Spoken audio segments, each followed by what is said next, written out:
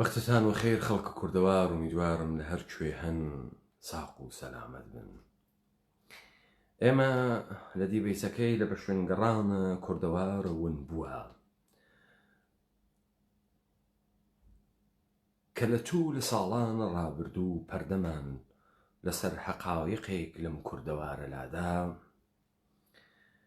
ئەمڕۆ سرنجە خەینە سەرە هەندێکیان وە ورتر مەتاڵەبەکان باس ئەکەین. ئێمە پێمان وابوو سەرمەشقێک دانین کە دیگەرانێک لەم کوردەوارە بێن و دەسی بۆ بوون و حەلی بکەن و لەم وادیە بکەون. بەڵام وا دیارە بە تەعبیرە شێعرە یاریەکە کەوتی یا عەلی هاوار وەختە تەنگمەن لێواوی پەردەی شەوە زەنگمەن هەنی مەزانی ئاغاوی تری هەست تا داماوەنە ئەو بگیرم وەدەست. ومتعسفانە لەم وادیە بێجگە لە ڕاپەڕینی کوردەواری سەربەخۆ ئاغای ترێک نەبوو و کەسێک نەهادەم کارانە بکە. شاید وەختی هایدیگەر ئێژێت حەقیقەت ئێشێ بە تۆ زاهر بوێ و زهور بکات، ئەویش لە تەفەککورێکی شاعرانە، یا ئەوەی کە تۆ لە متونە مقدسە ئەدیانە ئیبراهیمیە بەناوە ئەلکەنیە زوانە موسا ئەیوێنی کە بتوانێت ئەم زوانە ئەلکەن نەوێت و نەگیرێت و ڕەوان قسە بکە. نازانم ئێوە دەست بۆ کامە تەعبیریەوەن، بەڵام ئێمە شاهدە کوردەوارێکی نابوود کریاگی کاول کریاگین بەدەستە نظامە سوڵتەی جەهانی بە تەوتەکانە کلیسا و کەنیسە و لە ماهیەت کوردی و فەلسەفەی ژیانە خۆمان دوور کەوتگینەوە. سەرزەمینمان بە تاراو چوو، هویەت و ماهیەتمان بە یەغما چوو و ئێمە ئینسانهایکی بێ هویەت ماینەوە تا ئەمەی کە ڕاپەڕینی کوردەواری سەربەخۆ خەریکە یەکەم سەرمەشقەکان ئەدات بۆ خاتری ئەوەی کە کەسانێکی تر بێن و ئەو ناخە بێتە کۆڵ و بە شوێنە ئەم زاهرکردنە حەقایق لەم کوردەوارە بچن. من دوێکە تەوزیحێکمدا لەبارەی زوانە گۆرانی و تەوزیحێکمدا لەبارەی زوانە یەهود ساختەی کلیسا و کنیسە ساختەی کوردی وەوتم ئێمە لە توول تاریخە زوانێکمان بەناو زوانە کوردی نەبووگە، هەروە کە زوانێکمان بەناوی زوانی فارسی نەبووگە. بۆ کەسانێک کە ئیمڕۆ بە ئیستلاح زوانە کوردیان هەست خۆ نادەن لە متونە کلاسیکە بە ئیستلاح کوردی. ئەمە دیوانە مەحویە و من حتمما قەوتان پێ ئەدەم تەواوی ئەوانەی کە بە زوان کوردی قسە ئەکەن ئەگەر گۆرانی نەزانن لە مەحوی تێناگەن، ئیدعایەکی پوچ و باتڵ ئەکەن کە بێژن لە مەحوی تێئەگەن. داستانەکە وا لەکوێ، ئینحرافەکە وا لەکوێ، چۆن زوانە فارسی مەوجود نەوگە. دلیلی هەست، دلیلی ئەمەسە تەمامە مستەڵەحاتە فەلسەفی عرفانی دینیە گۆرانی هەڵگیریاگە و بریاگە بە ناوی زوانی فارسی شکڵ و قەبارەی گرتەگە. مەسەلەن تۆ لە زاراوەی دایکی خۆتە گەرەکتە لە خەو هەڵسی ئێژی لە خەو هەڵسیام یان نەخەفتگم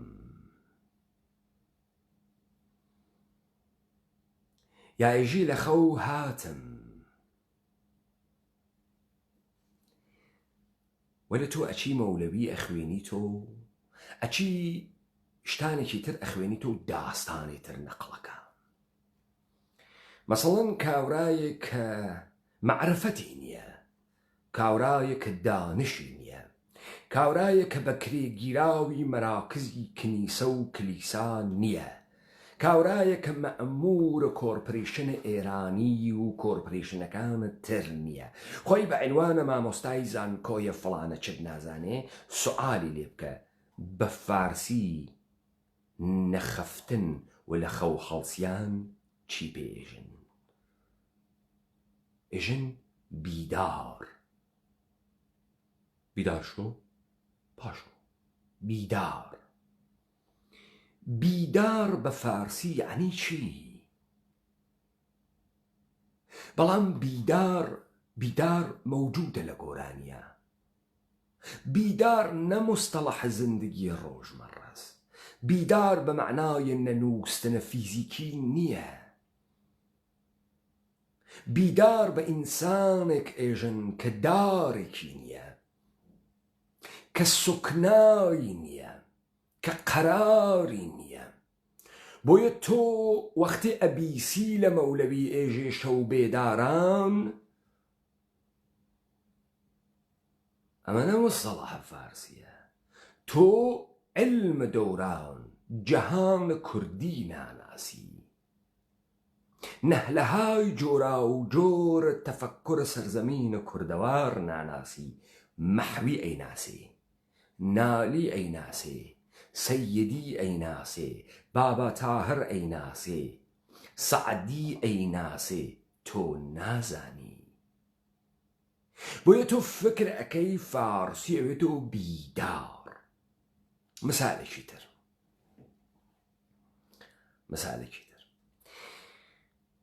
تۆ بە بەیانی بە ئینگلیسی tomorrow لە زوانە دایکی خۆتا عەشیرەیی خۆتا ئێژی بەیانی، سنەی ئێژن سۆزی، جافە جوانڕۆ ئێژن سۆحا، شارە زووری ئێژن سۆحا.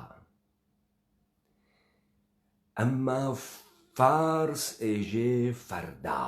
ئێمە فارسمان نییە، ئەمە ملەتێکی دەستکردە زوانێکی دزریاگە کە زوانە دنیاویە تەفەککوڕە کوردەوارە.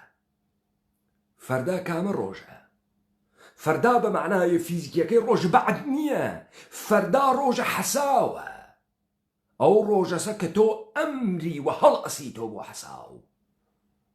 فەردا یەک هەس. تۆ مستەڵەحات دنیای انتزاعت فەرقە کاتەکە مستەڵەحات زیستی ئیدراکی حەسیت ئەمە ئەفەهمن. چۆن لەم سەرزەمینەیەوە شاعرتان هەز، ئەدیبتان هەز، فیلسوفتان هەز، ئەمانە نازانی ئەلکەنە تەرەف نافەهمێ. دەی تۆ ئەو جار چۆن تێ ئەگەی لە مەحمی، چۆن ئەتوانی نالی بخوێنی تۆ، چۆن مەولەوی حاڵیت ئەوێ، چۆن قبول ئەەکەی زوانێ بە ناوی فارسی مەوجودە کە ئەو نایژێ. ئێژێ بیدار. بەڵام تۆ فکرەکەی مەولەوی وەختی ئێژێ شەو بێداران فارسی استفادە کرد، بخواڵی ناگرێ، من لە حافز استفادە کرد. بابا حافز کووە؟ حافز خۆی بە گۆرانی شعری وت کە ئەگەر بوێت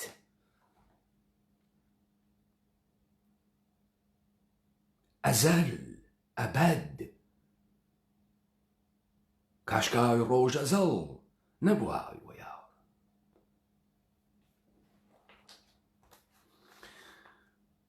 دیوانە سەرنجام.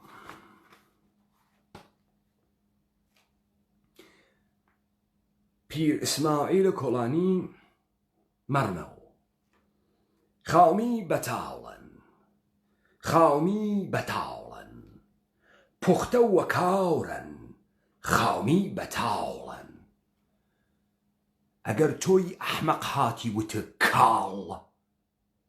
وتە کاڵ نافەهمی خامی یعنی چی؟ کاڵ فام ئەوە یعنی تۆ فرەکەری. کاڵ فام یعنی چی؟ لەکوێ ئاوردت ئەم کەلەمە؟ کێ دروستی کردە؟ کاڵ بە معنای میوەی نەڕەسە، ئومورە فیزیکی و مادیە، جزء ئیدراکاتە حیسیە. خام یعنی ئینسانێک کە ئەم وجودیە تەعالی پەیان نەکردگە بە نەفسە ناتەقە نەگەیگە. ئەمەسە دنیای تەفەکر، تۆ فکرەکەی نامەوجودە، ڕۆی کاڵفام دروزەکەی. دەی پوختە یعنی چی؟ کە فارس پوختە بە کوڕیان بەکاراوە. با تۆ فکرەکەی ئەمە فارسیە، تۆ بۆیە گۆرانیت بۆ ئەکوژن ناگەهان فارسی متەوەلە دەوێ. زوانە فارسی زوانە ئیدراکاتە حسی نییە، بۆیە عاجزە لە زندگی اجتماعی، چون چووگە تەمام مستەڵەحات زوانە گۆرانی کەتابەت و ئومور انتزاعیە ئەم کوردەواریە دزیگە. پوختە یعنی چی؟ پوختە فارسیە. پوختەوە ئینسانێکێژن کە کەشاکەشە دەهری دیگە، مشتومەڕی دیگە. ئەم ئینسانە ناوە ڕەنجە، ئازارە، هەڵدێرە. ئەم ئینسانە پوختە بووگە، متعالی بووگە، خام پوختە. نێتوانی بێژێ کاڵی بەتاڵن. کاڵی هەنە میوەز، هەنە ئومورە زندگیە عادیە. تۆ بۆ ناتوانی بفەهمی مەردمێک هەست زندگیە عادی ئەکا، ژیان تەکە زندگی فەرقەکە. مستەڵەحات دوو دنیان، ئومورە فیزیکی مادی ڕەبتی بە قەرایزە ئینسانی و هەست، ئومور معنەوی و متعالی. ئەمە گۆرانیە ئەفەهمی، ئەمە مستەڵەحات گۆرانیە ئەفەهمی. تۆ ئەمانە نەفەهمی، نافەهمی کاورایژێ خامی بەتاڵن. خامی بەتاڵن یعنی چی؟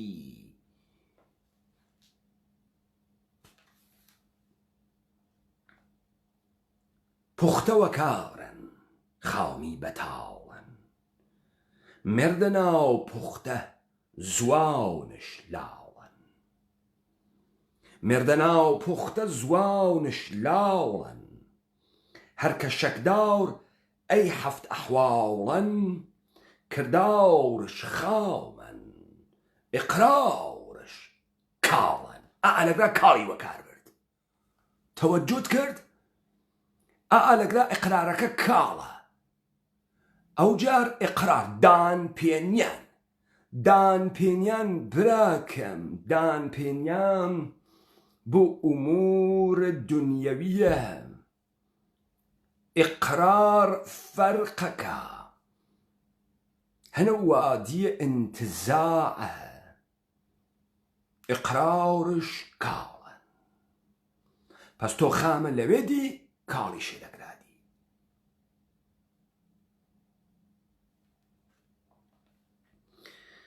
هەفتوان جەنوور باو زۆلاولەن، دەستگیری یاران سەرکۆ یاڵن. سەرکۆوە یاڵن. قبوڵمان کردن پەیمان قەباڵن. مەبۆ بوام شاون تیرشان زواڵن. وەرکەرەم کەرۆ تاوری خساڵن.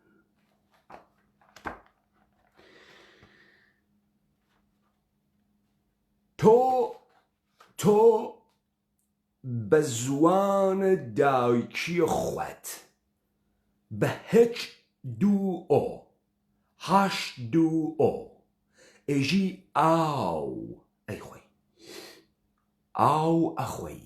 ئەمە ئاب فەرقەکە. وەختێ تاهیر بەگ ئێژێت ئاب، ئەوە نییە تاهیر بەگ جاف نازانێ ئاو چییە. خەریکە کڵاستێت ئێژێ ئاب.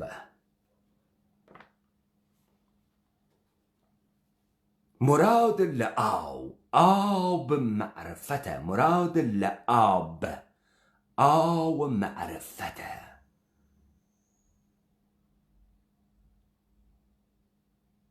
و ئەو ئاوە تەکە ئاو فەرقەکە. ئەو ئاوە مەسەڵەن لە دینە یاریە دوای خواردن قوربانی تێرنیە ناوە جەم. ئەوە ئاوە. ئەوەی تۆ تینگە ئەوێ ئەیخوەی ئاوە.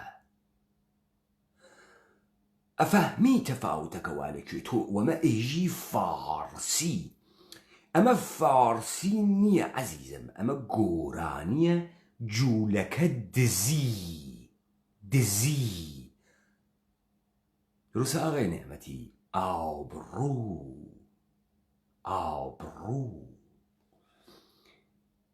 ئەمانە هەنە وادیە دنیای انتزاع و معرفەت و ئەندیشەن. تۆ ئاگرت هەست، بەڵام تۆ ئاوتەشت هەست. مەولەوی ئاتەش بەکارەوە. ئاتەش لەگەڵ ئاگراو فەرقەکە. ئاتەش لەهیب عشق ئیلاهیە عەزیزم. ئەو گڕە تەکە ئەم گڕە فەرقەکە. ئەو گڕەوە ئەسووتێنێ و ئەکەوێتە گیانت کە لەهیب عشق خوداوەند بێت، ناوی ئاتەشە. ئەوەی تۆ خودوە شەقاتەکە دروسی ئەەکەی ناوی ئاگرە، ئارە. مشکلە ئێمە بێسەوادیە 100 ساڵ بە سوورەتە سیستەماتیک مردمە ئێمە نابود بکەن. ئەم کوردەوارە پڕە لە سەرزل، ئەم کوردەوارە پڕە لە دکتۆرای زوان، ئەم کوردەوارە پڕە لە فیلسوف. ئەوە بارە ئەوەڵە ئێوەم قسانە بیسن، بارە ئەوەڵە ئەفەهمن. تەمامە مستەڵەحاتە دنیای انتزاع گۆرانی ئیمڕۆ زوانی یەدیشە فارسیان پێ دروست کردگەن. وەلێ زوانی یەدیشە فارسی کە تێتە حەوزەی زندگی اجتماعی کەلەمەی نییە، مستەڵەحیشی نییە، چون زندگی پێ نەکریاوە، چون دزیاگە. وەلێ ئەو مردمەی ئێمە کە سەوادیان نەبوو بە سوورەتە سیستەماتیک خریا سوورەت فەرقەکە. وەختی تۆژی بە سوورەت فەرقەکاتەکە ئەوەی کە تۆ بە زوان دایکیت ئێژیتی عەزیزم.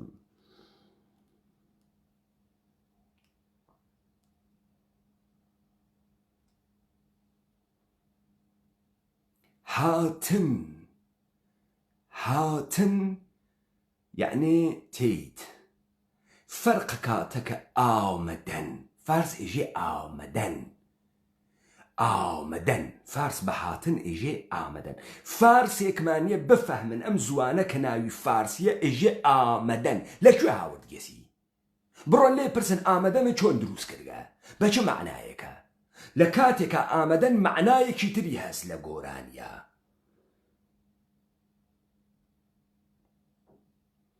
یعنی لە جامعەی بەشەریە زوهورکردن یعنی ئامەدەن. یعنی تۆ وەکو خوا لە قاڵبە بەشەرە زوهورکەی، ئەوی تۆ ئامەدەن.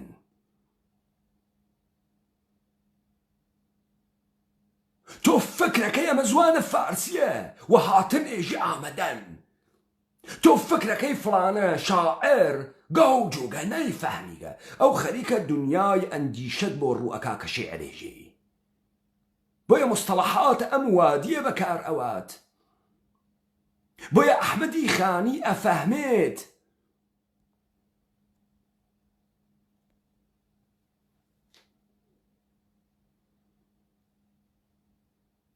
وەلێ تۆ بەرمەبنای جەهالەت و حەقارەت خوات زوانە فارسیت قبول کە کێ لەم تەوتە شرکەتی کردگە کە تۆ زوانە فارسی قبولکەی؟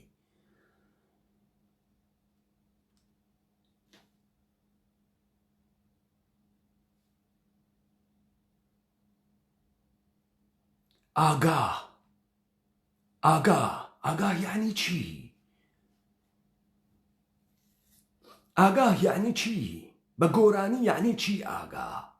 تۆ لە شێعرای بینی ژێمە فارسیە.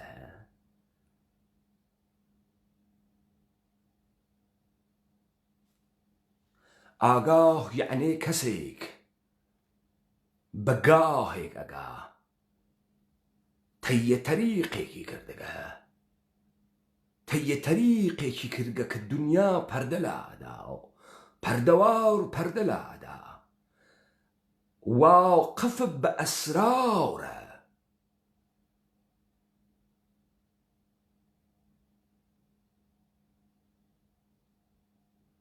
من کوردە ئاوشق مەست و خەراوم تۆوە عەرەبیمەی جواوم هەرچی من ماو چون خەتمە کەلاومن یەڕاوگەی حەقن نەڕاوی حەماومن هەرچی من ماو چون خەتمە کەلاومن هەرچی من وتم خەتمە کەلاومە کەلام چییە؟ ئیستا کەلام چی؟ فارسیە کەلام فارسیە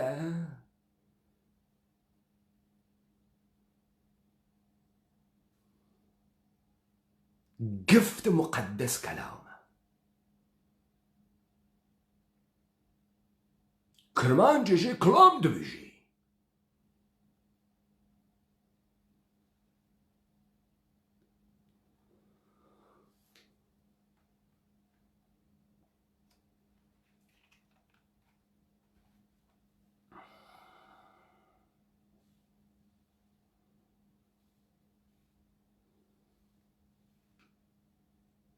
أما إقرار بيماني أزلي رشتي بيعة إلحاق بقري بست إلهي إقرار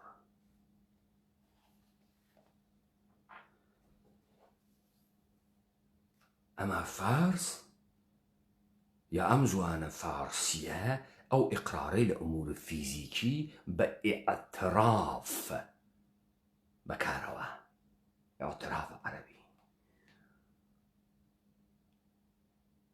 أو ستاراج زوان قوراني أو سنابود زوان قوراني تنافهمي كورا وقت الشعر إيجيت نايجي قوخيكم نياغا لعواوي لسيو دركا چون ممكي ليلي تو بفهمي أوين أوتك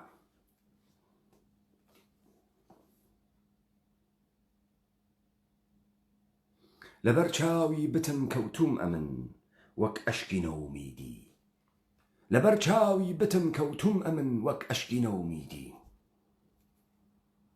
أشك تكفر ميسكا فرقك أفهمي تك أسرى فرقك أفهمي أشك فرقك أم أشك بوشتيكي ترتي تخوار أم أشك لفراق تتخوار لفراق يار تتخوار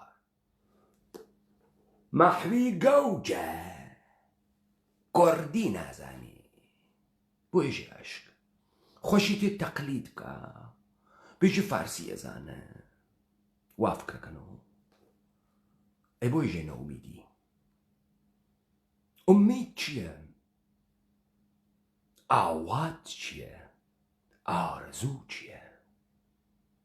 با امید كان مصطلحه فارسية آوات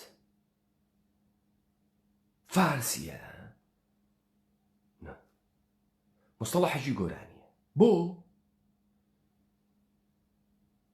أميد مصطلح دنيا انتزاع دواره يعني إنسانك أموراتك أكا إنسان متمدنك كأموراتك لبيش أكات تكاليفك لسرشانسي أيكا وأوجا چاوري كرم خداوندي تبيعته كبو سمريك قريكيسي بكات لقل آرزو فرقك آرزو تو حجيك نكردك لجيغي خوي دانيشتي يجيب باش خواك بكي 400 مليار خيت خوارو همشي اتفاقي ناكفي أمريكي باطلة أمريكي وهمية توهم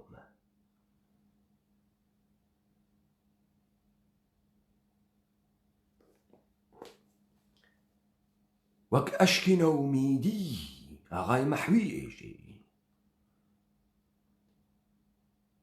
هتا دچم فنا بقاء فنا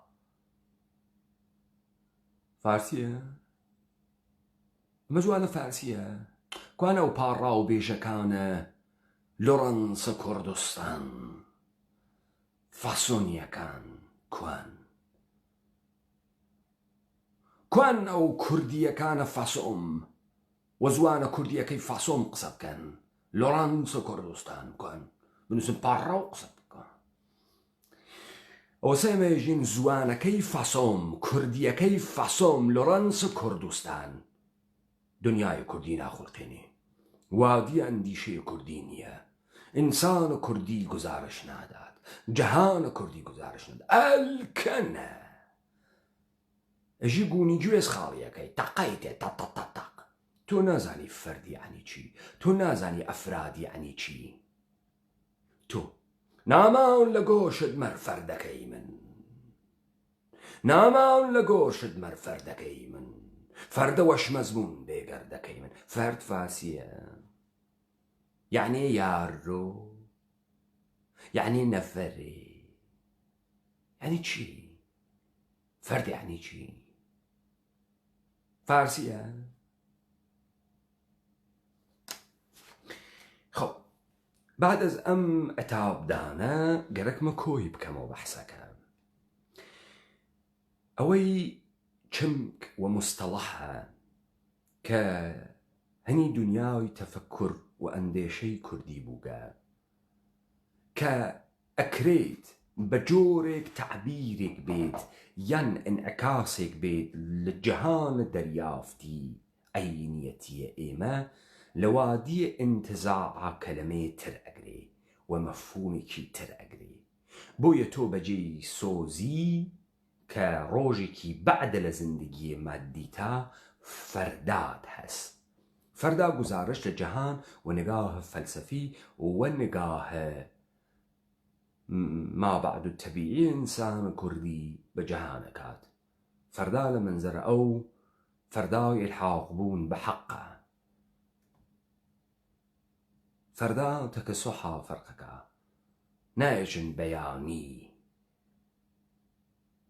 ئەژن فەردا و تۆ ئەفەهمی فەردا ڕۆژە حەساوە ڕۆژە لقاءە ڕۆژە لقاهەتەکە یارە تۆژەتان کرد بۆیە تۆ ئەفەهمیت وەختی ئێمەژین گۆرانی لە بەین ئەوەن و ناگەهەن فارسی متەوەلد ئەوێ بۆ خاتری ئەمەی کە قەتڵە گۆرانی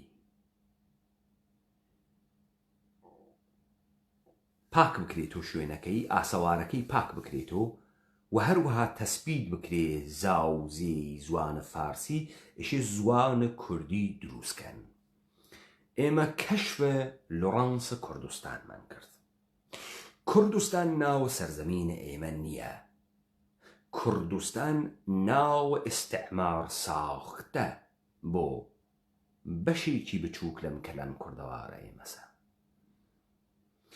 و هاتن زوانێکیان دروست کرد کە ئاغای فاسۆم دروستی کرد ناوینیا کوردی گرامریشی بۆ دروست کرد ناوینیا کوردی ئەم زوانە ئەمە کوردیەکەی کاکە فاسۆمی دەستگاهە جودۆ کریستیانەتیە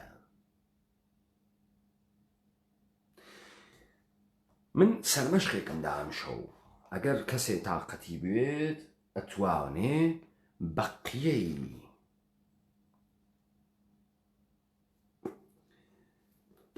ئەم داستانە تاقیب بکە و یارانە ڕاپەڕین ئیدامێ بدەن ئەم سەرمەشقە کە دەریا دەلیلی ئەوە بوو کە ئەو ئیبهامە لە زەهنە ئێوە حەل بکەم بە تایبەتی بۆ یارانە ڕاپەڕین یارانە ڕاپەڕین بزانن لە گشت جێگەیەکی دنیا عیدەیەک ئینسان لە ناوی کۆمەڵگا و مەجموعەیەکی گەورەی بەشەریە ئەبن بە مەشخەڵ بەدەستەکان واکەونە بەرە مەردم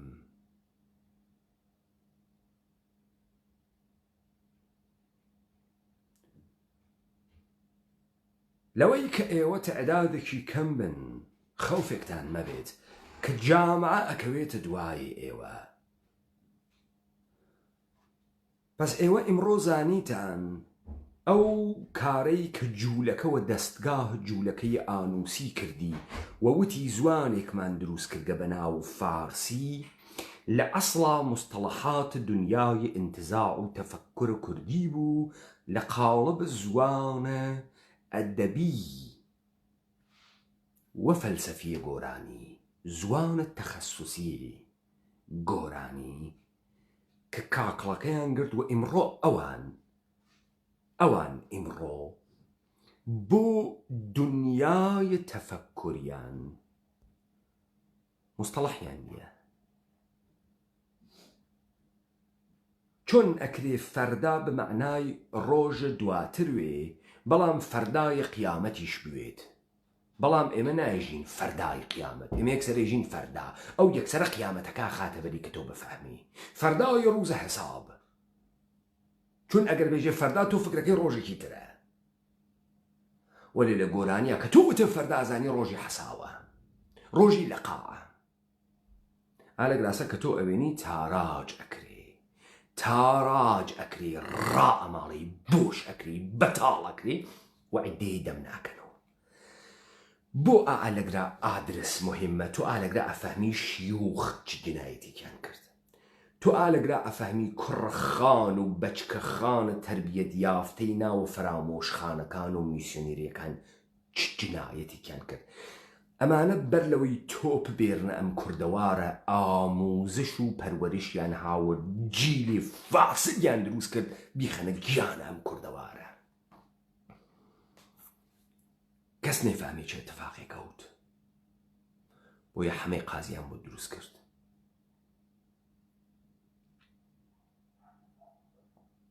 بۆیە ڕەشید یاسمیان بۆ دروست کرد. نەتفەهمی چه اتفاقی کەفت. و هەر کەس ئیمڕۆژی زوانێ بە ناوی فارسی مەوجودە بزانە نظام سوڵتە کار خۆی کرد، ملەتێکی نەبووگی بەبوو کڕساند. سەرزەمینە کوردەواری بۆ تۆ کرد بە ئێران و تورکیە و سووریە و عێراق. ئەو خاکە سووریە گشتی کە بە عەرەبی قسە ئەکا مستەعرەب بووکە، مستەعرەب بووکە. و ئەمە لە کەمکاری ئێمە بوو. یاران ڕاپەڕین بزانن کە ئێمە لەگەڵ چەند میزان لە فەسادا ڕوبەڕوو بووین. ئێستا ئەڕۆینە سەر داستانە لۆرەنسە کوردستان. لۆرەنسە کوردستان هەمان کەسێکە کە نەقشی وەکو نەقشی لۆرەنسە عەرەبستان بوو کە ئومەتە عەرەبی تککە تککە کردووە نابوودی کردن. و خاتری ئەمەی سەرزەمینە کوردەوار نابود بوێ فەسۆم ئەوێتۆ لۆرەنسە کوردستان. هەر ئەوەی کە گرامرە زوانە ساختەی دەستگاهە جودۆ کریسیانەتی بە ناوە کوردی دروستەکە.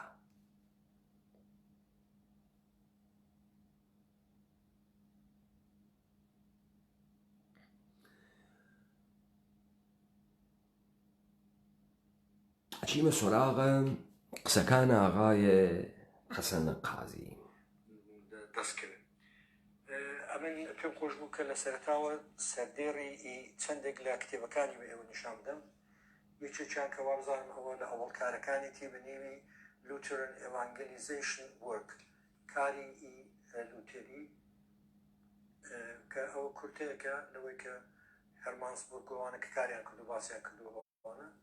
پاشانەکە یەکی دیکەشیان کە لێرە هەمانە ئەویژەوەیە کە چاپی سێومی کتێبەکەی بنێوی شعرانی ڕۆحانی کە لێرە دەبینین چاپی سێومەکەی. و هەروەها کە ئێمە زیاتر لەو بەرنامەیدا لەسەری دەڕۆین سەبارەت بە پراکتیکل کوردیش گرامەر، پراکتیکال کوردیش گرامەر کە لێرە دەبینێن و لەسەر ئەو شتانە زیاتر باس دەکەین. بەڵام بەر لەوەی کە سەر خۆی بڵێن ئەوانەی کە بە شێوەی کتێب و نامیلکە بڵاوکراونەوە باز بکەین، پێم خۆش بوو کە ئەوە بڵم کە ڕۆژنامەکانی ژمارەکانی ڕۆژنامەی کوردستان میشنەریدا لە ئۆکتۆبری 1910 و تا ساڵی 1920 یعنی تا ئەو کاتێک کە فاسوون لە هەرمەنستان بە شێوەیەکی ئاوەدڵکەزێن تەمەنێکی زۆر کەمدا تەمەنی 40 ساڵیدا وەفات دەکات. ئەو ژمارانی ڕۆژنامەی کوردستان میشنەریدا یەکجار زۆر نووسین و راپۆرت و یەکدانەوە و بۆ چوونی فۆسوم هەیە بە تایبەتی ئەو کاتانێکە لە ساڵاغێ ژیاوە. جا لەبەر ئەوە بەر لەوەی کە باسی ئەو بڵێن یەکگێکی کتێبەکان و نووسینەکانی بکەین پێم خۆش بوو کە هێندێک لەو راپۆرت و شتانەکە فۆسوم باسی کردو لێوەران نردوویە یا ئەوەی کە لە ڕۆژنامەکانی لە ژمارەکانی کوردستان میشنەریدا بڵاوی کردوتەوە باز بکەین. شتێکی دی کە دەبێت ئیشارەش پێ بکەین ئەوەیە کە وەختێک کەواندا ساڵاغی بوون و مەدرسەیان کردوتەوە ئەوە باسی ئەوە دەکەن لە زۆر جگا کە هیچ بڵێن کەرەستەیەکیان نەبووە کە بۆ ئەوەی کە ئەما ئاغای فاسۆمە کە ئەچێت قەرارە بڕوا مەردەم بکاتە مەسیحی وە لەچێ مەدرسە ئەکاتەوە مەدرسە ئەکاتەوە تەوەجۆ بکەن ئەمە ئەوە سەبەر لە تۆپەکان کە تێت مەدرسە تێت ئاموزش و پەروەرش تێت ئاموزشە نەسڵێکەکە نەسڵێ پەروەردە ئەکا وە داشتەهای خۆی ئەکات زەهن ئەو نەسڵە. ئەو جار ئەوانەی کە تێن ئێژن هەرچی من ماوەتوو خەتمە کەلاومن یە ڕاوگەی عشقەن نەڕای حەمامە من لە دانشگا دەرسم خوێندەکە کاورای ئامریکایی دەرسمی پێداگە یعنی ئێژی کاورا خراوێژی با من حاڵیم تۆ حاڵی نییە مەدرسە دانی ئەغای فاسۆم لە ساڵبڵاغ مەدرسە دانی ئەمە هاتکە بۆ تەبلیغە مەسیحیەت کە مەدرسە دانی ئیسە تەوەجۆ بکەن کە ئابرا چێکارەس ئاغای میسیونەر چێکارەس ئاغای فاسۆم لۆڕانس کوردستان کوردی فاسۆمی ئەوەی حیزبی دموکرات گەلەکیسی ئەوەی فعالین جامعەی مەدەنی حەوزەی کوردبازی گەلەکیانە ئەوەی مؤسسات کوردی و زوان کوردی گەلەکێ ئەوەی حەلیمە کوردستان گەلەکێ کوردی فاسۆمیە نەزوانە ئومەتە کوردیە نه کوردی فاسۆمە ئەوەی وا دانیشتگە گرامەری بۆی نووساگە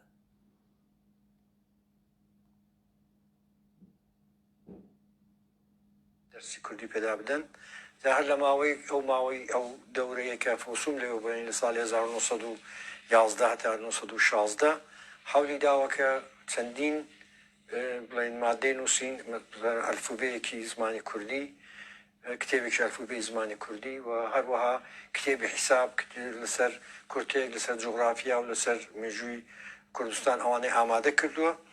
باسێک هەیە لە نووسینێکی لە کۆلەرەوەیەکی ئاسووریدا بە نێوی خانمی دکتۆر عەدەن نەبی کە باز دەکا کە لە سەرەتاوە لەبەر ئەوەی کە دیارە لە خودی ساڵاغێ ئالەگرا ئاسووریانیش هاوکاریانن بابزانن ئەم خەلقە ئاسووری و خەلقە ئارمەنی و پەراکەندەکردن ئەمانە بە سەرزەمینە کوردەوارە کارە ئەمانەسە کارە ئەمانەسە بعد خەڵقە ئیمپراتوریەتە ئاشووری و ئەمە داستانی وا لە پشتا کە چیان کردەگە کە چه کارێکیان کردەگە لەم کوردەوارەوە ئێمە خەبەرمان نەبوو بۆ تۆ خەبەرت بوو فەرقە سۆحا و سۆزی و بەیانی تەکە فەردا چییە فەردا فارسیە تۆوات بەد نەدەودەم تەفەکوورە کوردیە چه شکلیە دە ئەم دنیای کوردیە بەرەساسە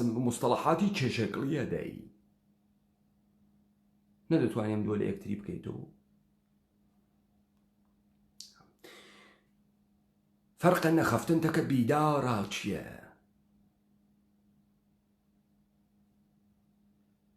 ماشێنی چاپ چاپخانەوە ئەوە نەبووە ئەوانە هەندێک لە شتانیان لە ورمێ چاپ کردووە چونکو لەوێ کۆمەڵەی کۆمیسیۆنەرەکانی پرێسبێتێری لەوێ ئیمکاناتی چاپخانەوە ئەوان هەبوو بەڵام وەشی دەردەکەوێت دواتر کە فۆسوم لە ساڵی 1900 لە فێڤریە 1916 دا گەڕاوەتەوە ئەمریکا و هەتاکو 1990 لەوێ بووە لەو ماوەیدا کە هەم دکتۆراکەی وەرگرتووە لەسەر بڵێن بنەمای پێشکەشکردنی ئەو پراکتیکل کردش گرامەر PhD وەرگرتووە لەو ماوەیشدا حەولی داوە بۆ نمونە بە دوور و درێژی باسەوە دەکات کە چۆن کتێبی شەعرانی چاپی سێمەکەی کتێبی شەعرانی ڕۆحانی یا سرودی پیرۆز کە لە سەرتاوە بە دەستنووس بۆ ئەوە گەیاندو ژمارەی گەشتوێتە 100 کە لێ بڵاو کراوەتەوە یا هەر چوار ئینجیلەکان کە جارێکی دیکە بڵاو کراوەتەوە بەڵام پێشەوەی کە بێمە سەراوانە کوتم وردە وردە دەست بکەین بۆ بە هێندێک لە بەیەکەوە جۆمان لە نووسینەکانی بزانین لە کوردستان میشنێریدا چی نووسیوە لە ژمارەی 6 ساڵی 1 مارسی 1911 فۆسوم لودڤیک ئۆلسن فۆسوم نووسراوەیەکی هەیە سەبارەت بە بار و دۆخی جوغرافیایی کوردستان توجه بکەن لودڤیک مەسۆم 1911 تاریخ مەدە نەزەرتانوێت یاران ڕاپەڕین دقت بکەن 1911 ئاغای مەسۆم کابرای کشیش مبلغ مەسیحیەت بۆ کوردستان میشنری مەقالەیەک لە جوغرافیای کوردستان ئەدا حدود و سغوری مشخص ئەکا 1911 توجه بکەن بەم تاریخە کارەمەز بە تاریخەکە تیتری نووسراوەکەی کوردستان و خاکەکەیەتی هەڵکەوتی جوغرافیایی کوردستان زۆر بە هاسانی دیاری ناکرێ لەم ژمارەیەدا نەخشەیەکی گشتی تەقریبی پێشکەش دەکرێت جێی سەرنجە کە هەڵکەوتی کوردستانی مۆدرن وەک شانشینی کەونارای ئاسووری وایە من مطمئنم وەختێ کاورایەک لەم کوردەوارە ئێمەم قسانەش نەفێ نەفەهمی چه اتفاقێک کەفت وتی نەقشەی حدود و سقور و کوردەوار کوردستان فرە مشخص نییە وەلی نەقشەی کوردستان مۆدێرن نەقشەی کوردستان مۆدێرن کامە مۆدێرن بەنسبەتە کەی مۆدێرن بەنسبەتە کامە قەبارەی تر مۆدێرن ئەی کوردستانە دەورانە گۆتیک چه شەکلیە کوردستانە مۆدێرن بە گفتەیە ئەم مۆدێرن یعنی ئەیسازیم گەرەکمانە دروسیکەین بیکەینە کوردستانە مۆدێرن 1911 بە ئەندازەیە ئیمپراتوریە ئاشور قەدیمە کەون ئارا یعنی باستان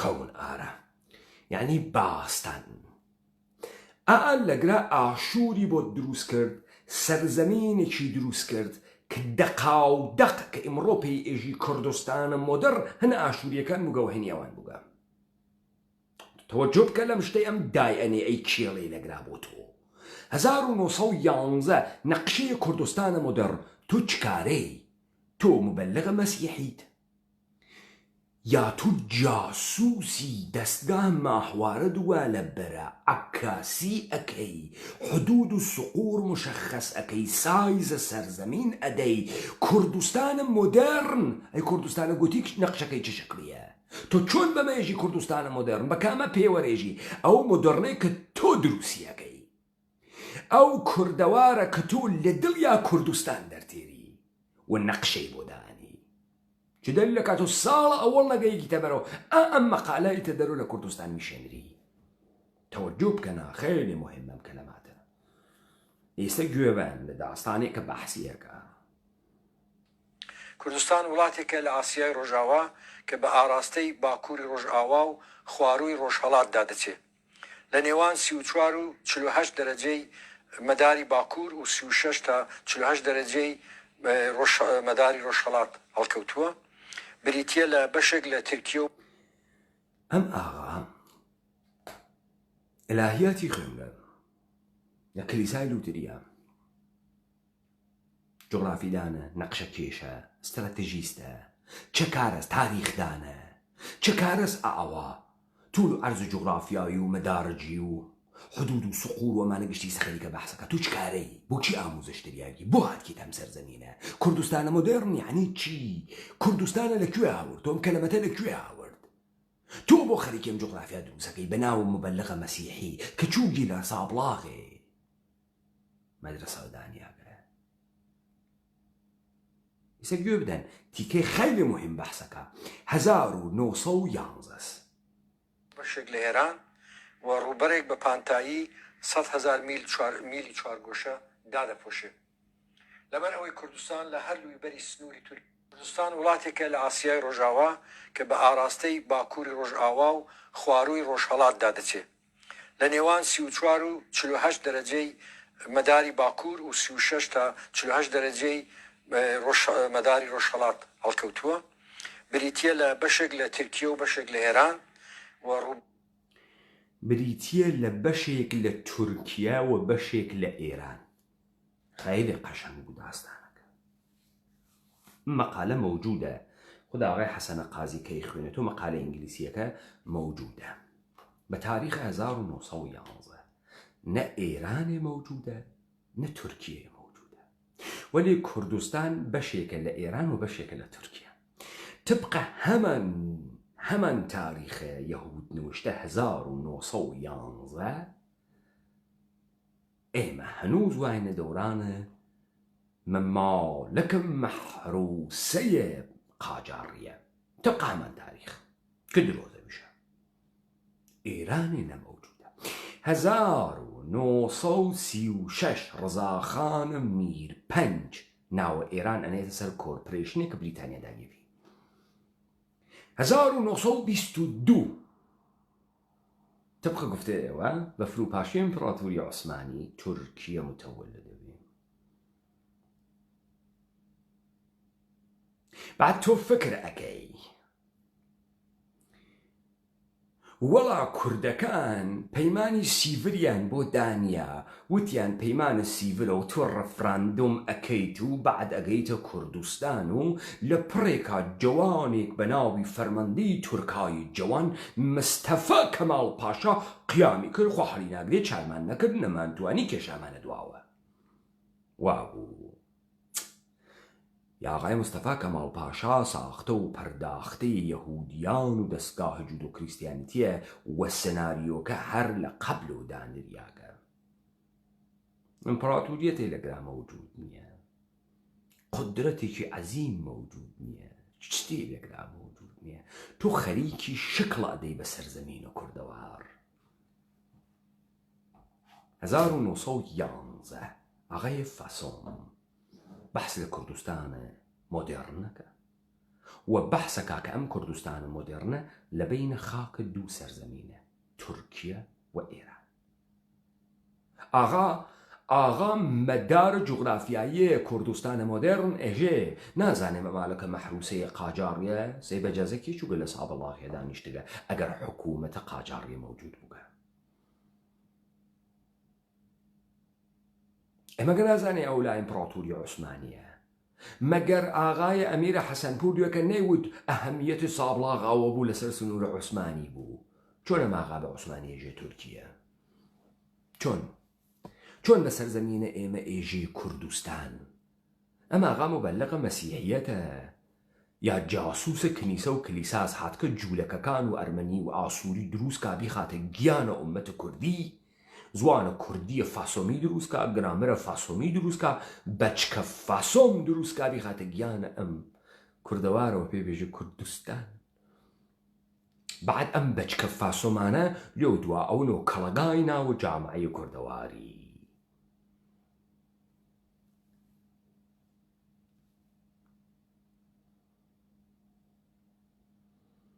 بەرێک بە پانتایی 100,000 میلی چوارگۆشە دادەپۆشێ لەبەر ئەوەی کوردستان لە هەر لوویبەری سنووری تورکیە ئێران هەڵکەوتووە ئێمە باسی کوردستانی تورکیە و کوردستانی ئێران دەکەین لە ڕووی تۆپۆگرافی یعنی شوێنناسیەوە و هەروەها کەشناسی و زمانەوانی و هۆی دیکەوە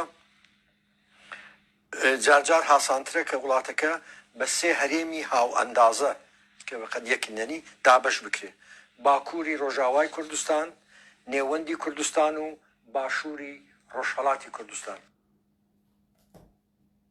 زانیتان باکوور باشوور ڕۆژئاوا لەکوێ هات؟ باکوور و ڕۆژئاوا ناوەند، باشوور و ڕۆژهەڵات. باشوور و ڕۆژهەڵاتە کوێیس؟ نێوەنە کوێیس؟ چۆن ئەم سەرزەمینە باکوور و ڕۆژهەڵاتیشی هەست، باکوور و ڕۆژئاوایشی هەست؟ ئێستا دیتان ئەمانە دەستگاهی جود و کریسیانەتی دروستی کردن هەر لە ڕۆژە ئەوەلە لۆرەنسە کوردستان دروستی کرد. سەرزەمینە کوردەوار حەپەلوش بوو، 4 کۆرپۆریشنی بەناوی دەوڵەت ملت بەسەر و سوار بوو، ملەتهای جەعلی دروست بوو، دەستگاه بێشرەفە جینوسایدە ئاموزش و پەروەرش نابودی کرد، چەرخی کرد هاتە بەرەو، چەرخی کرد هاتە بەرەو، مشتێ فاسد نادروست ئومەتە ملەت جەدیدی دروست کرد.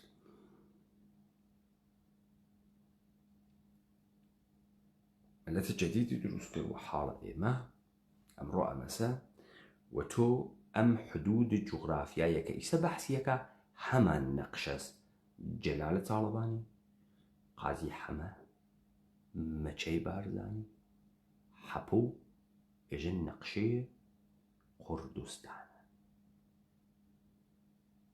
ئەمە هەمان نەخشە ساغای فاسۆم 1911 بەحسیەکە. ئەمە مۆبەلەغە مەسیحیە هاتکە مردمی سابڵاغێ بکاتە مەسیحی. لە سابڵاغێ نانیشتکە ژی هەواپەیمایەوە پێ نەقشەکەشیەکە.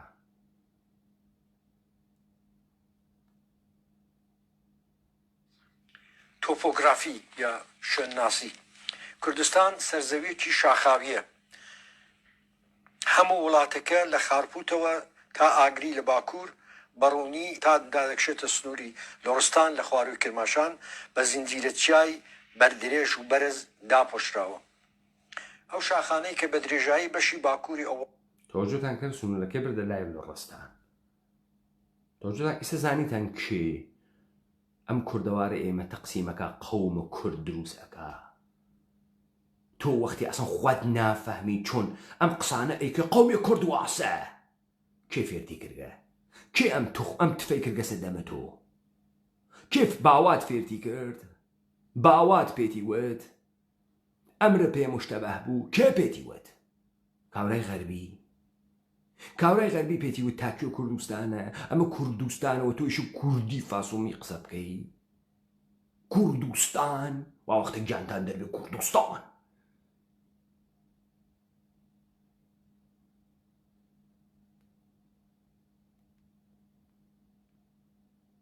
وڵاتە بەرەو ڕۆژهەڵات و ڕۆژئاوا دەکشن، بەشێک لە تاوڕێسی کەونارا پێک دەهێنێ لە کاتێکدا ئەوانەی کە لە بەشی باشوورن بە ئاراستەی باکوور ڕۆژئاوا و باشووری ڕۆژهەڵات هەڵکەوتون زاکرۆسی کەونارا وەبەردەگرن. تەوەجۆ بکەن ئەمە هەر ناوێکی جەدید کە دائەنێت ناوێکی قەدیمیشی لێ ئەدا بە ناوی کەون ئارا یعنی باستانی. تەوەجۆ بکەن بزان کاورا خەریکە چی ئەکا. ئەو ناوی هەر ڕووبارێک ئەوە ئێژێ ناوە باستانیەکەیشی ئەمە وگەسە.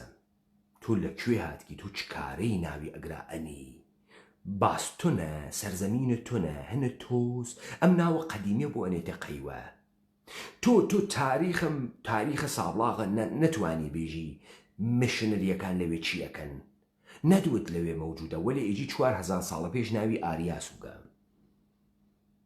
دانیشی ناوە توالەتەکانی و دەورانە پەردەی پادشاکەیشی باسەکەی. تۆ بۆ ئەم ناوە باستانیانە خەیت. تۆ باستانشناسی، تۆ زوان ناسی، تۆ ئەدیبی، تۆ نەقشەکیشی، تۆ چەکارەی ناوە ڕووبارە تێری ناوە یونانیشی بۆ تێری. تۆ چکاری؟ زوانە کەون ئارا، زوانە ئاشووری، تەمەدونە ئاشووریان. تۆ کێی؟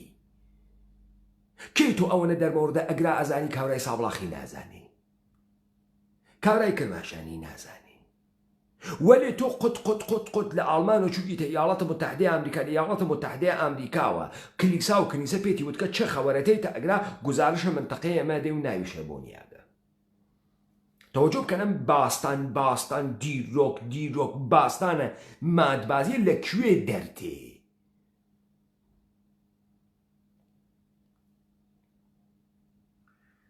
لە زۆر جێگایان بەرزایی شاخەکانی کوردستان دەگاتە 13,000 تا 15,000 پێ لە ڕێکی ئاستی دەریاوە و لە نێوان دندە هەرە بەرزەکان بەفری ئەستور دەکەوێت بە تایبەتی زستانێ و لە شوێنی سێبەردا کە قرچەی تاوی هاوینەی توانایەکی کەمی هەیە و نایگاتێ بەفر هەمیشەییە هەمیشە دەمێنێتەوە لە نێو ئەشکەوت و ڕەهۆڵە بێ ئەژمارەکانی بەرزایی چیاکانەوە کانیاوی بەهێز و جوانی ئاوی پاک هەڵدەقڵێن دوای پێچەکە و قەڵبەزێکی زۆر ئەو ڕووبارە کریستیالیانە لەگەڵ جۆگەلە و جۆباری تەوەجۆکەی لە ئادرسهایە کە ئەیدات مشخصی ئەگا ئەمە چه جغرافیایەکە چه شکلیە ئەشکەوتەکانی وانەکوێ ئەشکەوتەکانی دارایی چه ئیمکاناتێکن چه اتفاقات توانێتیان بکەفێ تەوەجۆ بکەنەمانە بە وردکاری خەریکە ئەنووسێ ئەمە بۆ تاریخێکە کە بمێنێتەوە بۆ ئێمەمانان ها بمێنێتەوە بۆ ملەتەی کە دروستی ئەکەن بە عنوانە ئارشیف بمێنێتەوە بە عنوانە منبع مراجعە بمێنێتەوە بە عنوانە نەزەراتە ئاغای لۆرەنس و کوردستان بمێنێتەوە حاڵیدانە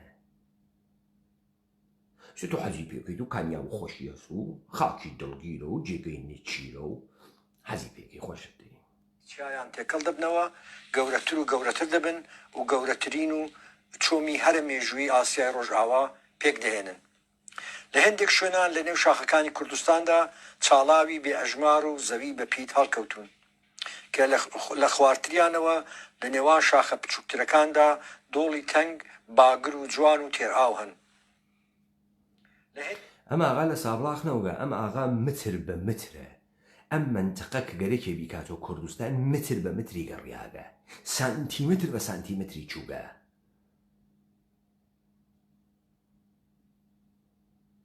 لە نێو کوردان لە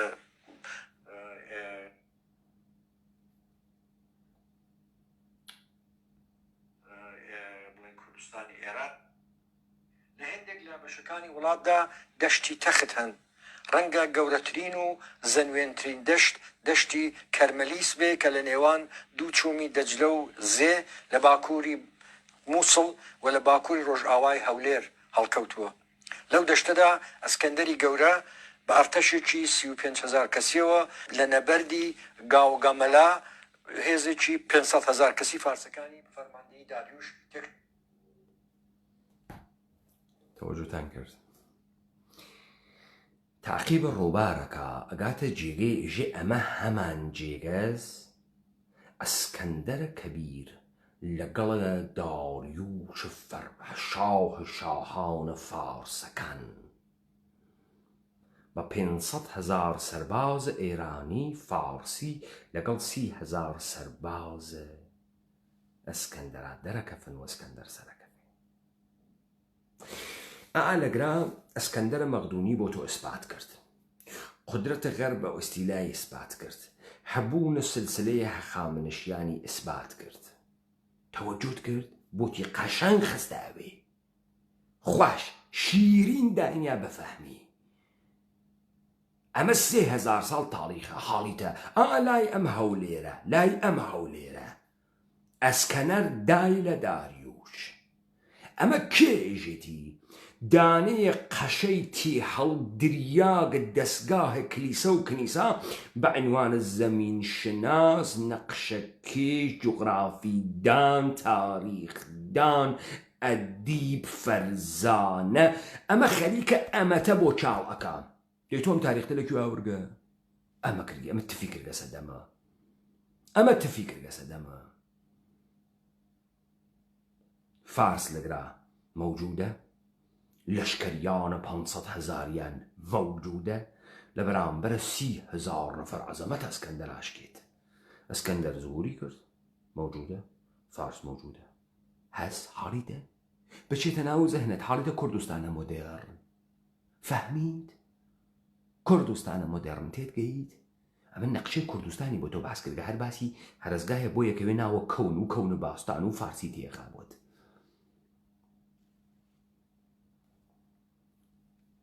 ئاشووری بۆت بەرزەکاتەوە. چۆمی دەجلە چۆمی کوردستانە. سەرچاوی ڕاستەقینەی لەو شاخە سەخت و گەردنکەشانەیەوە دێ کە لە خواروی دەریاچەی گۆلژیک هەڵکەوتون. بەبێ هیچ گومانێک ئەو چۆمە هەر هەمان چۆمەکە لە نووسینی کۆندا بە هێدەکەل یان کورتکراوەکەی دیکەل باسی لێوە کراوە. ئەو ناوە لە ڕووی لەهجەییەوە گۆڕاوە بووە بە تیگرە، وشەیەکی مادی فارسی بۆ تیر، یعنی بۆ وشەکی بێگومان دووبارە ناوی ڕووبارێکی گۆڕی وتی ناوە کەونەکەی ئەوەسە ئیستا ئەم ناوە بۆ گەسۆ تیگرە مادی فارسیە. لەگرا مادی متەوەلد کرد، دووبارە فارسی متەوەلد کرد و وتی تیگرە یعنی تیر. نەوەڵا یعنی تیرە نان. نەزەرە چییە؟ یعنی دار عەمود، ئێمە پێژین تیرە. چۆن یعنی تیر؟ تیگرە.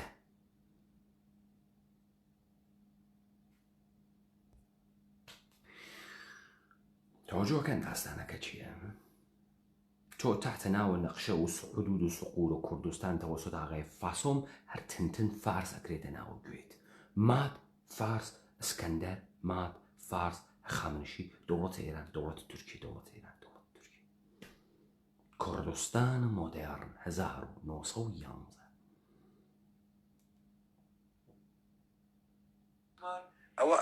ئەوە لەبەر خێرایی ئاوەکەیە کە لەو چۆمەنراوێن لەبەر ئەو وەکو فۆرمی تیر بەخۆیەوە دەگرێت، وەک تیر ئاسایە و کاتێک ئێمە بیر لەوە دەکەینەوە کە سەرچاوەکانی چۆمەکانی دەجلە و فرات هەردووکیان لە بەرزاییەکانی وەکو یەکی شاخەکانی کوردستانەوە هەڵدەقڵن، بەڵام دەجلە ئاوەکانی خۆی دێنێتە ڕێکی فرات لەو جێی کە لە نزیک کەنداوی فارس تێکەڵ دەبنەوە.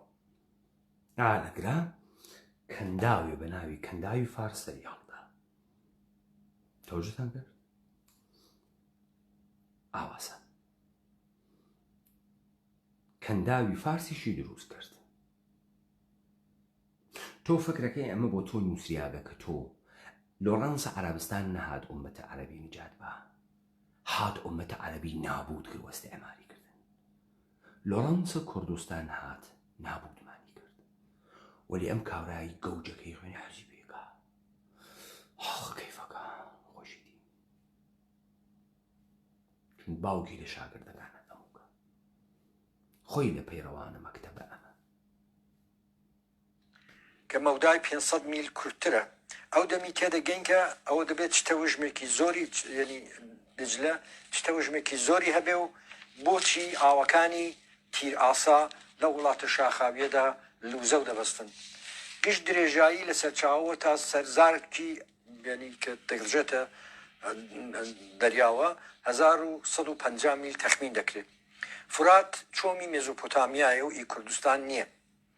لەگەڵ ئەوەشدا کە سەرچاوەکەی وەکو دەجلە لە شاخەکانی کوردستانەوە هەڵدەقڵێ و بۆ مەودای نزیکەی 300 میل بە وڵاتەدا دەخ. ئالەگرا مێزۆپۆتامیا بۆ تۆ متەوەلدەوێ. ئالەگرا قەبارەی کوردەوار بچووک ئەوێت و کوردستان. دجلە کوردیە، فرات نییە. فرات مێزۆپۆتامیا ساڵیدە. ئەمما دەوڵەتە بریتانیا ئەوەنە عەرەب نادۆزێتەوە بێت بیکا بە حاکەمە عێراق، ئەچێ مەلەک فەیسەڵ لە سەرزەمینە نەجد و حەجاز دێرێ. خۆی ئێژێ منسەجمتەرینیان ئالەگرا ئەکرادن. عەرەب چارەیان ناکەن. عەرەبێ مەوجود نەیە لە وێلیان بە. ئەمە کوردەوارە. عەرەب وا لە خواردنەوە. ولی ئەو ئالەگرا پێت ئێژە فرات هەنە مزۆپۆتانیاس. مۆزۆپۆتامیا فەرقەکە. ئەو جار تەمەدونە ئاشوورە بۆ دروستەکە، بابل بۆ دروستەکە، هەخامنشیانە بۆ دروستەکە. تەوەجۆ بکە لەگەڵ دەستپێکە نەخشەکە وتی ئەم نەقشەیە کوردستانە مۆدەرنە، هەمان نەقشەیە ئاشوورە باستانە. فەوران پێکی وت تۆ ئالەگرا کرانشینی ئەمە سەرزەمینە ئاشووریان و پێ تۆ گرتەکە. فاسۆم باوکە زوانە فاسۆمی، باوکە زوانە کوردی، باوکە کوردستان، لۆڕەنسە کوردستان، فاسۆم.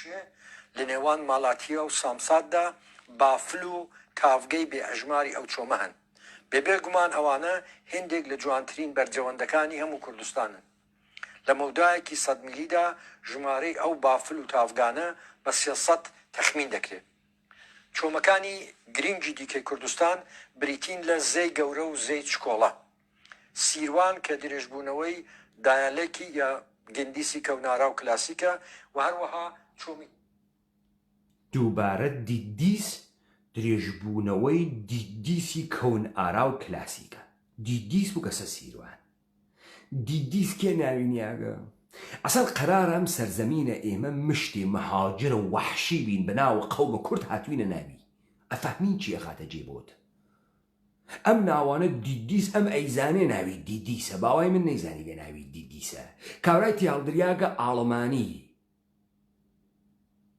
بەچکە جوولەکە لەوێ هەڵساگات کە سەگرایژێ سیروان دیدیسە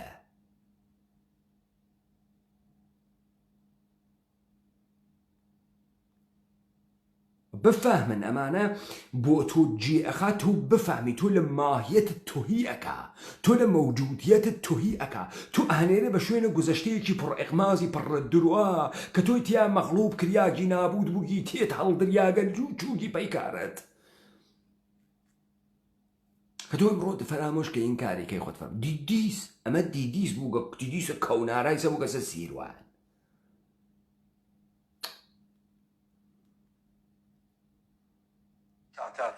لە نێو ئەوانەدا زەی گەورە لە هەمووان گەورەترە و بە دڵی کوردستاندا تێدەپەڕێ بۆ مەودایەکی 300 میلی و دوایە لە نزیکەی 40 میلی خواروی وێرانەکانی نینەوە دەڕژێتە ناوی ئاوی دەجلەوە دەریاچەی هەرە گرنگ لە کوردستان دەریاچەی وان یان دەریاچەی نایری سەردەمی ئاسووریە ڕووبەرە ئاوە درێژایی نزیکەی 40 دەریاچەی وان یا دەریاچەی نایری سەردەمی ئاسووریە حاڵیتان بوو کەوت ئەم بابایە پرۆتستانە چەکە ئاسووری ئۆرتۆدۆکس ئایشی تشنە بە خوێنەیەکتریون هەر کوێ ناو برد ناوێکی یۆنانی ئاسووری نیاوە قەیوە وتی ئەسە ئاسووری مەوجود ئەرمەنی مەوجود ئەمە سەرزەمین ئەمان بوو کە تۆ چکارەی کوردستان ناوە کەون ئارای دیدیسە فەورە ناوێ کەون ئارا ئاتە قەیوە ناوێ باستانی ئەداتە قەیوە تەوەجۆتان کرد 80 مایل و پانایی 30 تا 50 میل یا مایلە و 5,000 پێی سەرەوەی تەرکی ئاوی دەریا هەڵکەوتووە هەشت چۆم دەڕژێتە ئەو دەریاچەیە بەڵام ئاوەکەی سوێرە تەنیا ڕەگەزێکی ماسی یعنی تاقە ڕەگەزێکی ماسی کە دەتوانێت تێدا بژی جۆرەیەکی تایبەتیە لە ساردین خەیرە دەقیق گوزارشەدا دەریاچە یان دەریای ورمێ ئەگەرچی بەمانای وردی وشەی کوردستان نییە بەڵام جگای خۆیەتی باسی تەوەجۆ کە ئالەگا دەریاچەی ورمێشی لە ئێمە سند هەر لەم قەومە ئیتنیکێ لێسند وتی هەنۆ کوردستان نییە هەواستان بێ بفەس و لە قەیناکە باباسی بکەین ئەوەنە معلوماتەکەی دەقیقە کە تۆ شەک ناتوانی بکەی ئەم ئاوەوانە ماسی یەک جۆر ماسی واتیە ئەویش ماسیەک ئەمە معجزەسا بۆ خااتروی تۆ بێژی بەقی تو ڕاهاتەکەی شەڕاستوو یەک جۆر ماسی ساردینی تیاد بەرهەم تێت تا ئەم دقیقە من وەردەزانم پس ئەزانم دیدیس ناوی سیروانوگە ئەم دەریاچە ناوە ئاشووری بووگە قبلە نی ئاشووریانوگە تۆ لەگرا کۆچەریەکی ملەتێکی وحشی معلوم نییە لە کوێواتگی ئەمە گشتی ناوی کەونی هەسوو لە کتاوی دەفاترە ئێمە مەوجودە بۆیە ئێمە تین و ئەم سەرزەمینە ئەوە ناوەکانی لێودا سەنەدەکەی ڕووەکەین کەمانە باسماسن ئێمەس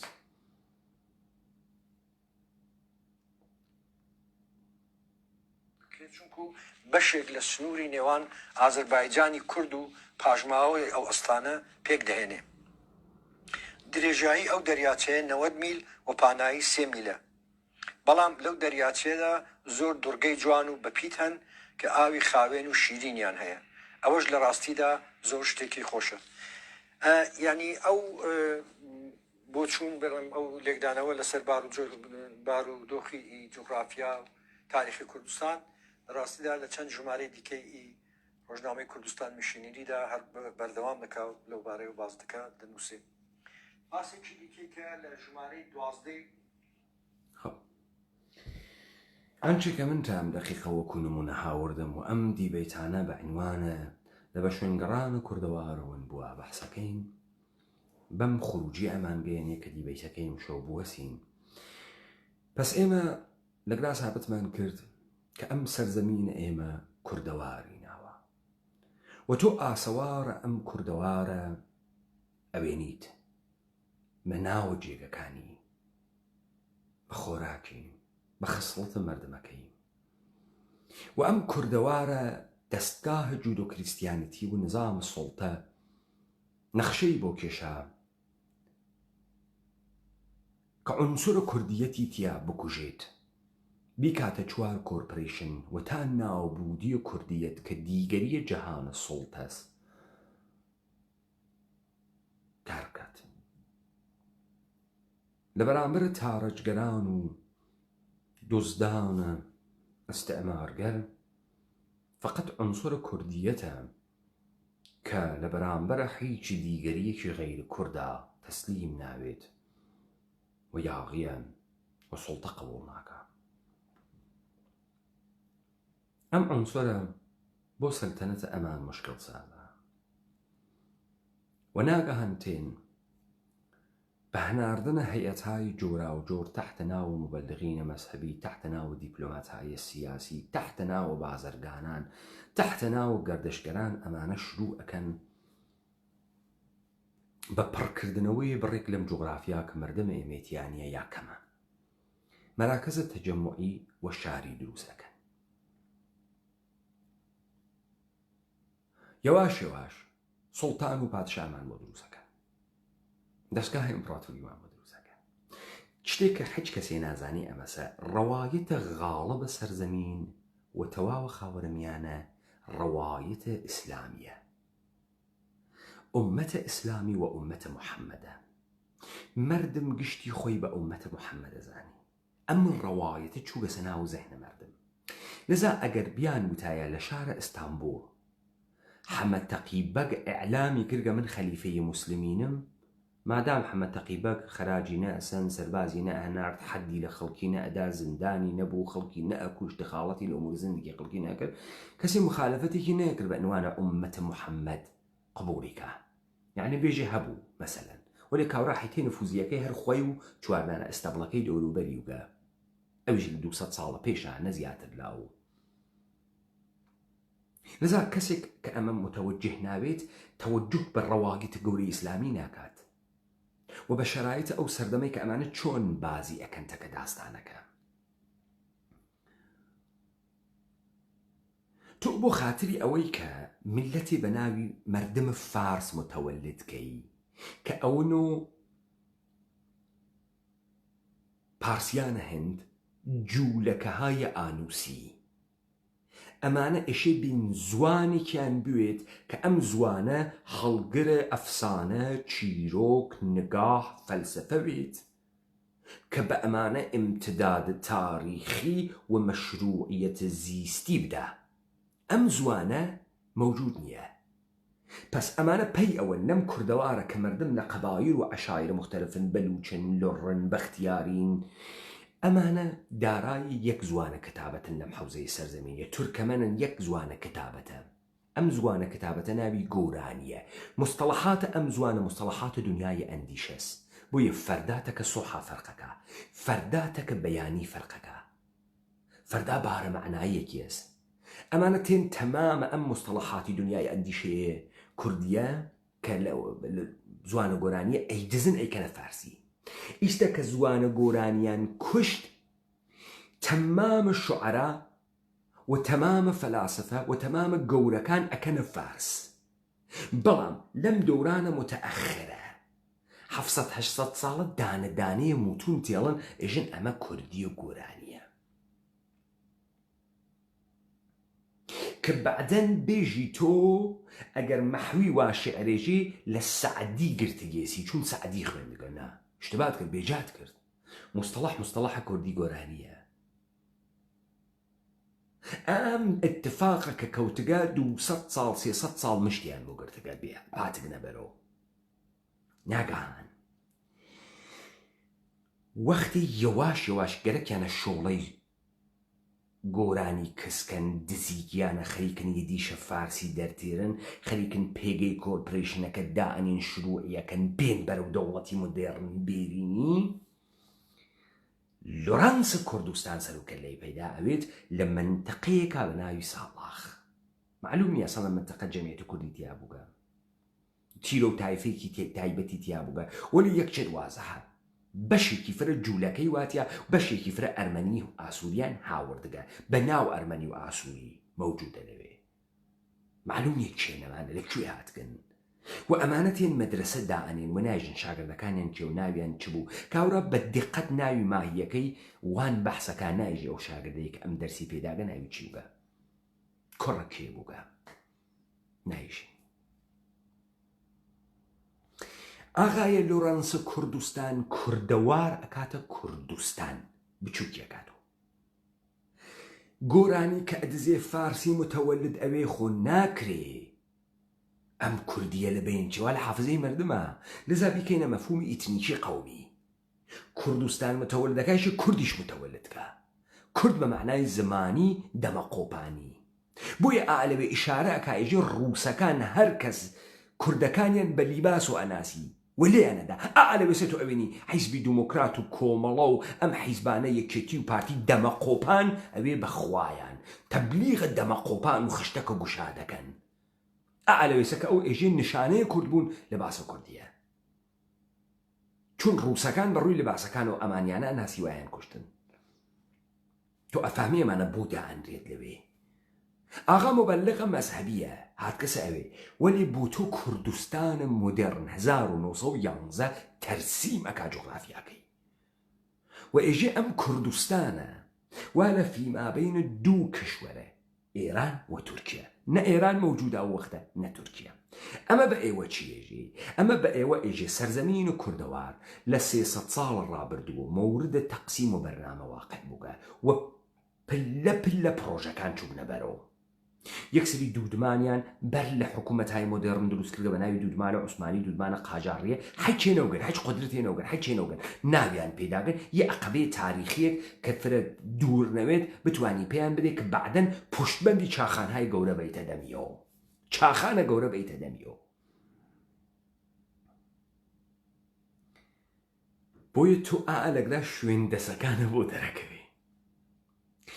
بعد ئەمانە بۆ تۆ ئیمتداد دروستەکەن دەوڵەتە پەهلەوی ئاتاتورکە قەهرەمان ملک فەیساڵ شار کەنکا شەڕ ئەم شەڕانە کە دروستی ئەکەن ناشی لە تەلاتۆمە جامعەنیە دروستی ئەکرد بۆ لەبەرەوەی مردم کۆچبەن زیاتر بێهۆڤیەتیان بکەن لەذا کۆمەڵە و دیموکرات کۆچی مردم ئەدا بە ئوردوگا شارەکان هەروە کارەکانی تر تۆ بشن منتەقەی کرمان ئەسفەهان تەماشاکەن چیان کرد بەو مردمە بۆیە تۆ ئەمێنی ئەنفال هەست بۆ سەدام حوسێن خەڵکی کۆچدا پەکە کە خەریکە چیەکە ئیستا ئەم بازی و عشق بازی و موشە گۆر بە بازیە پەکەکە و دەوڵەتە ئێران و دەوڵەتە تورکیە و یەکێتی و پارتی و کۆمەڵە و دموکرات و فعالینە حوزەی جامعەی مەدەنی و ئەساتیدە مختلفە دانشگا و توڕە هاتووەتون و ناوهای عەجیب غەریب وتن ئەم باستان بازی گشتی یەک دەلیلی هەست لەگرای ئەمە مردمێکی کۆچەرین بێهۆڤیەت بێدەسەڵات بێناسنامە بێتەمەدون ئەمە لە اتفاقات بەعدیا هینێ بەحسەکە دەمەوردە جامعەی کوردەوار کە من بەعدەن بۆتان لێدەم وە دیبێتەکەم شەو فرەتوولانی بوو لەذا تۆ لەگرا بۆ ئەوەڵین بار شاهدی لۆرانس کوردستان کێس ئاغای فەسڵم ئالەگراوێنی ئاغای فەسڵم کەلەمەی کوردستان ڕەواج پێدا یعنی دەستگاه جودۆ کریستیانەتی دروستی کردە و ئەم ڕەواجی پێدا نەقشە و حدود و سوقولی مشخصەکە نە ئەم شەخصە بە تەنهایی دەستگاهێک بۆی کارەکە سیستمێک بۆی کارەکە بڵاوی پێکاتەوە و ئێتە تۆ بچوو شاخەهای مختلف تاریخ و زوە گێرامەرە زوانت بۆ نووسێ زوانە کوردیت بۆ دروستەکەەوە بۆ ئەوەڵین بار ناوە لەهجەیەک ئەنێ زوانە کوردی کە توهی لە مەفاهیم ئەنتزاعیە بۆیە تۆ کاورایەک بە زوانە حیزبانە قسەکە لێ نافەهمی چێژێ لێ نافەهمی چێژێ چون ئاغای فاسۆن بۆی دروست کردە کوردی فاسۆمیە تۆ حاڵی ناوی بۆی تو ئەفامی ئەمانە زوو گۆڵە خۆن زوو ئەخەڵەتین ئێژی دوژمنیم مردمەنە ئێژی دوژمنیم کوردەوارنە ئەنچێ کە ئێکەن دوژمنیە دەبێت وەسەر دنیای زوانیان هیچ معنیەکی نییە ملەتی بێخودێکی دروست کردە بۆیە تو ئەمە نمونونەکەی لە حەلیمە کوردستان هاوێنی مردمەکە عەقڵی نییە ناتوانێ ئەندیشەکە حەج دەریافتێکی لە کوردبوون نییە بوو گەسۆ دەمە قۆپان سکی ورگی حەج زوانەکە حەجێ نییە حەجێ نییە حەجێکی پێ نادا حەجێ نافەهمێ بوو گەسۆ ئیدراکاتە حسی زەڵاتە خواردن و کەبابکردن و موچە و پارە و عەرەق و ویسکی و ئەو حتا لە دینەکەیشی تێناگات ئەمە داستانێکە کە کەوتگەوە تفاق کەوتکە و لە ئەم تەوتەئە ئەمانە گشتی شەریک بکەن ئالەگاسە تۆ تەوتەئەی کلیسا و کلیسا ئەبینی کە تا بە ئیمڕۆ ئیدامادا با بزانن بەشێکی فرە لەمانەی کە ئیمڕۆ مەوجودن تۆخمە جوولەکەن بەچکە ئەمانەنە کە بە ناو کورد دەمە قوپان لەپێ تەکە من و توا قساکەن ئیمڕۆ مەوجودن هەن لەوێ هەن